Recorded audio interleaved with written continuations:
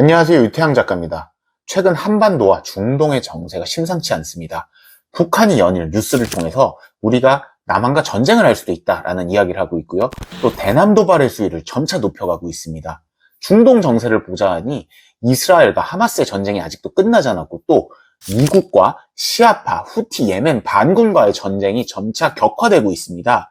무엇보다 후티 반군의 배후에는 시아파의 종주국인 이란이 있다는 게 정설인데요. 그래서 이란과 미국 사이에 좀 더 확장전으로 번져나가는 게 아니냐라는 우려가 나오고 있습니다.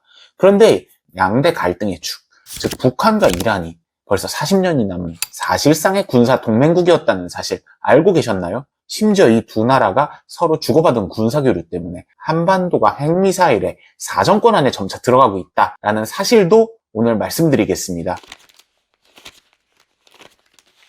이란과 북한은 벌써 40년이 넘은 군사 협력 관계입니다. 원래 이란은 친미적인 정권인 팔레비 왕조가 지배하고 있던 국가였습니다. 그런데 1979년 호메이니가 이끄는 반미 이슬람 시아파 봉기대가 이 팔레비 왕정을 끌어내리고요. 이 와중에 미국 대사관을 습격을 해서 미국 대사관 직원들을 구금하는 사건이 발생합니다. 결국에 협상 끝에 이들 미국 대사관 직원들은 풀려나게 되지만, 그럼에도 불구하고 이후에도 이란은 계속해서 반미 시위를 이끌고요. 따라서 미국은 이란을 중동 지역의 깡패 국가로 규정하고 계속해서 현재까지 40년 넘게 경제 봉쇄를 이어가고 있습니다. 여러분도 잘 알다시피 동북아시아에서 미국과 대립각을 세우면서 연이어 테러와 도발을 일삼고 있는 북한 또한 미국이 규정하는 깡패 국가, 로그 스테이트 중에 하나죠. 그러다 보니까 이 두 국가들은 반미라는 코드, 그 다음에 어느 정도 군사적 역량을 갖춘 국가라는 두 가지 공통점에 발맞추어 점차 군사적 협력을 강화하고 있습니다. 구체적으로 양국의 협력이 강화된 것은 1980년 있었던 이란과 이라크 전쟁입니다. 당시 이라크 전쟁의 배후를 미국과 사우디아라비아와 같은 친미계 국가들이 도왔고요. 이에 맞서서 이란과 북한이 사실상의 군사동맹을 1980년대부터 맺어왔다라는 주장이 계속해서 나오고 있습니다. 자, 우리한테는 이란이나 북한 모두 빈곤한 국가, 반미 국가, 테러리즘을 지어놓은 국가라는 이미지가 강하지만, 사실 이 두 나라는 군사라든지 무기 측면에서 나름대로 몇몇 분야에서 성과를 거둔 국가입니다. 그렇기 때문에 이들의 협력과 콜라보가 남한한테는, 그리고 한반도에는 위기로 작용하고 있는 거죠. 구체적인 이들의 협력 상황은 다음과 같습니다. 첫 번째로는 드론 분야입니다. 2021년 러시아 우크라이나 전쟁을 계기로 전장의 주역으로 떠오른 게 무인항공기, 즉 드론입니다. 이 분야는 현재 중국과 미국이 가장 앞선 걸로 알려졌지만, 사실 이란도 터키와 함께 중동 지역에서 가장 군사용 드론 기술에 앞선 두 나라 중에 하나로 꼽히고 있습니다. 대표적인 게 여기 사진으로 나오는 샤헤드 136이라는 기종입니다. 이 샤헤드 136이라는 것은 이란의 HESA, 우리로 치면은 한국항공우주 카이에 해당하는 이란의 방산기업에서 만든 무인기인데요.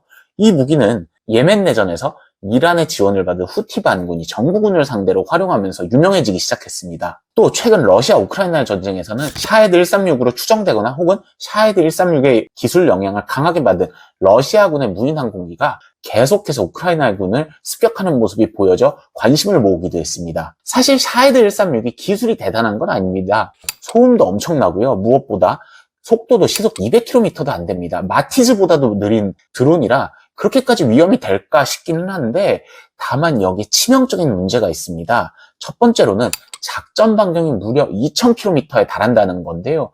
그러다 보니까 어지간한 순항미사일보다 작전 반경이 넓어서 예상치도 못한 곳에서 툭 이 무인 드론이 나올 수 있다는 거죠. 또 다른 장점은 이게 가격이 수백만 원 수준에 불과합니다. 아까도 말씀드렸다시피 마티즈 정도의 가격에 마티즈 정도의 성능을 가진 무인 미사일인데 2000km 밖에서 나가는 황당무계한 연비를 갖추고 있기 때문에 군사대국도 방심하다 보면 당할 수가 있다는 거죠. 북한이 2014년부터 지속적으로 한국에 드론 도발을 감행하고 있는데, 이 기술이 북한에 넘어가서 여기에 주역이 됐다는 분석도 있습니다. 워낙 저렴하고 작전 반경이 긴 샤헤드 136인 만큼 오히려 신형 방공미사일로 이걸 격추해봤자 신형 방공미사일 경우에 가격이 수억에서 수십억, 비싼 경우에 수백억 원까지도 가기 때문에 우리 입장에선 경제적으로 손해인 셈이죠. 북한이 이란으로부터 기술을 도입해 유사시에 수백 대의 드론을 날려 한국의 방공망을 교란할 경우에 대규모 요원 침투 작전이 실행될 수도 있다라는 우려도 일각에서는 나옵니다. 그 다음 분야는 미사일입니다. 미사일이야말로 양국의 찰떡궁합이 잘 보여진 사례라고 말씀드릴 수 있을 것 같습니다. 구체적으로는 미사일의 고체 연료 개발과 정확도 분야에선 이란이 북한보다 앞서서 이 기술을 계속해서 북한에게 전수해주고 있고, 반대로 액체 연료와 추진체에 관해서는 북한이 많이 앞서 있기 때문에 이란에게 기술을 이전하고 있다라는 의혹이 지속적으로 주류 언론 사이에서 보도되고 있습니다. 이란이 2000년대 초에 배치한 샤하브3 미사일의 경우에는 북한의 노동미사일의 영향을 크게 받았고요.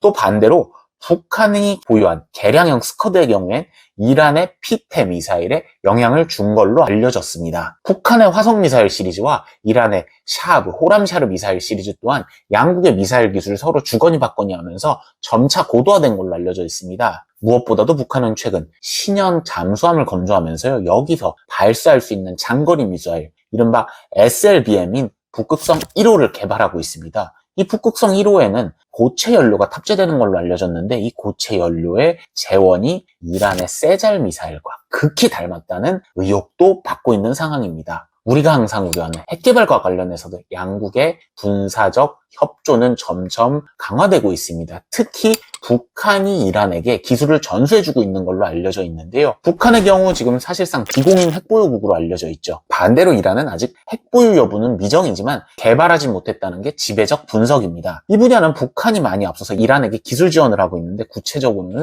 우라늄 농축과 시뮬레이션 분야에서 도움을 주고 있다고 합니다. 다만 미국과 이스라엘이 지속적으로 이를 방해하고 있어 아직까지 이란이 핵개발이 원만히 이루어지지는 못한다고 합니다. 자, 앞에 나온 부분들은 대체로 서방의 주류 언론이라든지 군사 전문가들을 통해서 상당 부분 분석이 끝난 이야기들이고요. 여기서부터는 아직 검증이 덜 됐지만 소문으로만 돌아다니는 소위 음모론과 관련된 이야기를 하나 더 전달드리겠습니다.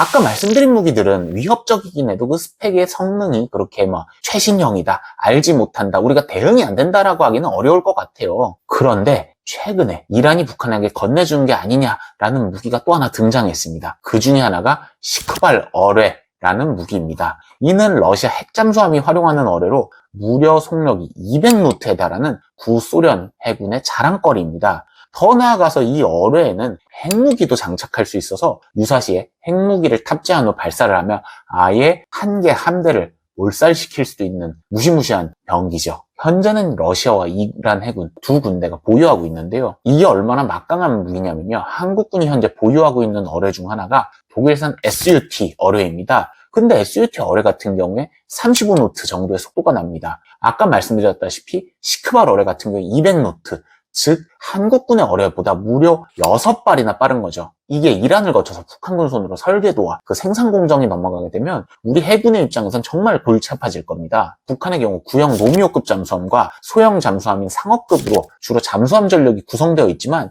이들이 지금까지는 구닥다리라서 큰 우려가 되진 않았으나 여기에 시크발 어뢰가 성공적으로 만약에 탑재가 된다면 우리나라의 대잠 전력이 더 고생을 하고 자칫하면 전쟁 때 큰 피해를 입을 수도 있으리라는 건 명약관화하죠. 이 밖에도 북한이 정체가 알려지지 않은 신형 잠수함을 개발 중이고 일부 보유한 걸로 알려졌는데, 이란이 보유한 최신의 잠수함인 파테흐급 잠수함과 매우 닮았다는 소문도 나옵니다. 파테흐급 잠수함이 물속에서도 순항미사일을 발사할 수 있는 걸로 알려져 있는데, 해당 기술이 북한에 이전됐다면 북한에서도 물속에서 핵미사일을 서울이나 기타 한반도의 주요 도시에 공습할 수 있다는 의미가 되니까 이는 우리의 안보에 심각한 위협이 된다라고 말씀드릴 수 있을 것 같습니다.